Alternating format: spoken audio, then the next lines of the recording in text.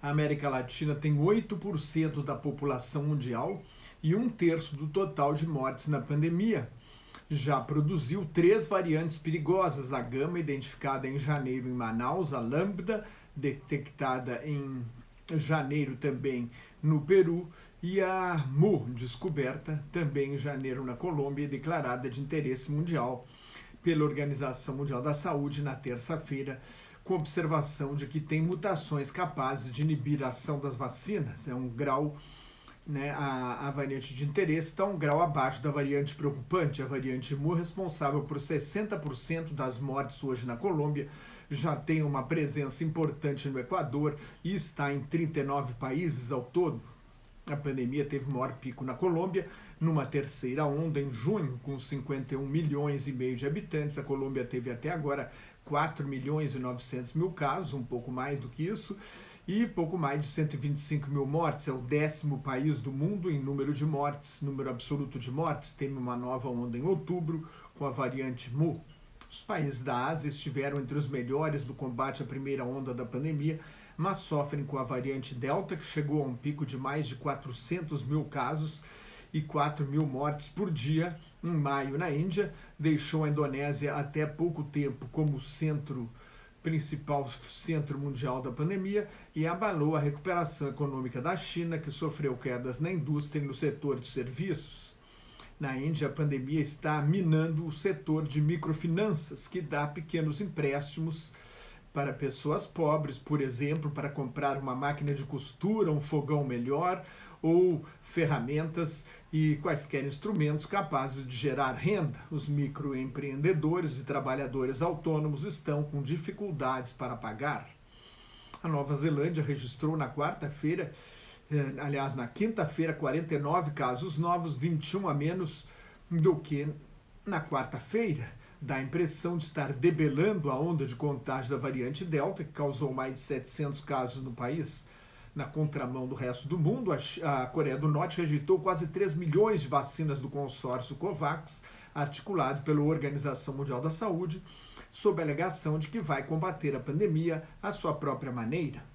Os Estados Unidos já investiram mais de 10 bilhões de dólares, quase 52 bilhões de reais, no desenvolvimento de vacinas e planejam investir mais 3 bilhões de dólares, 15 bilhões e meio de reais, na cadeia produtiva dos imunizantes contra a Covid-19 para manter a liderança na produção mundial, fabricar imunizantes de ultra tecnologia, como as vacinas de RNA mensageiro da Pfizer, BioNTech e da Moderna, e se tornar o arsenal mundial das vacinas. Dr. Anthony Fauci, principal epidemiologista americano, acredita que provavelmente será necessária uma terceira dose de reforço para complementar a vacinação, mas a Agência Europeia de Medicamentos não vê urgência na aplicação de uma terceira dose. Os Estados Unidos chegam ao feriadão do Dia do Trabalho, festejado na segunda-feira, dia 6, com índices de contaminação muito maiores do que no ano passado e mais hospitalizações do que em qualquer outro momento da pandemia, excluindo o pico do início deste ano. As dicas são as mesmas e valem para o Brasil, que tem um feriado do Dia da Independência na terça-feira, 7 de setembro. Melhor ficar em espaços abertos do que fechados. É seguro se reunir se todos tiverem completado a vacinação. Os não vacinados ainda correm alto risco. É preciso usar máscara em espaços públicos e lugares fechados. Prefira bares e restaurantes ao ar livre. Se achar que correu risco, se isole, faça o teste 3 a 5 dias depois do contato com pessoas possivelmente infectadas. O primeiro-ministro britânico Boris Johnson quer acelerar a imunização de adolescentes de 16 e 17 anos e deve anunciar em breve a vacinação da faixa etária de 12 a 15 anos. No Reino Unido, o governo conservador do país deve aumentar em 1% a contribuição previdenciária de empresas, empregados e trabalhadores autônomos para financiar o Serviço Nacional de Saúde, que se mostrou um instrumento fundamental na luta contra a pandemia. Pelo menos 1 milhão de britânicos são pacientes com Covid longa e vão continuar precisando de tratamento por muito tempo. A Agência de Saúde Pública da Inglaterra estima que a vacinação evitou 24 milhões de infecções, mais de 143 mil hospitalizações e cerca de 105 mil mortes. O pesquisador Tino Spector prevê que a Covid-19 vai continuar se propagando sempre que as medidas de distanciamento físico forem relaxadas. A Itália estendeu a obrigatoriedade do passe da vacina.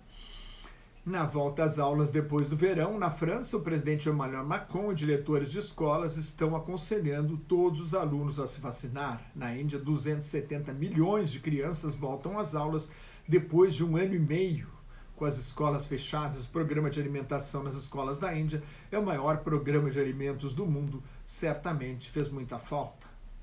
A Polônia pediu 24 bilhões de euros, quase 148 bilhões de reais, em ajuda direta e 12 bilhões de euros, pouco menos de 74 bilhões de reais, em empréstimos do Plano de Recuperação Econômica da União Europeia. Mas a Comissão Europeia está segurando o dinheiro por causa dos ataques do governo de extrema-direita da Polônia à democracia, à independência do poder judiciário e à liberdade de imprensa, que são pilares fundamentais da União Europeia. A economia da Suíça cresceu 1,8% no segundo trimestre. O produto interno bruto está agora 0,5% abaixo do nível de 2019, antes da pandemia. Mais de 340 mil trabalhadores pediram seguro-desemprego na semana passada nos Estados Unidos. É o menor número desde o início da pandemia no país, em março de 2020, um sinal de fortalecimento do mercado de trabalho, com queda no número de demissões.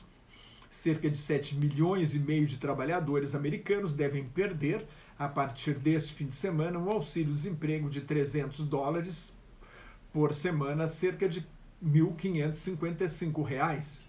Ao contrário do que alegava o Partido Republicano, nos estados que já retiraram os auxílios e benefícios aos empregados, não houve um forte aumento do emprego.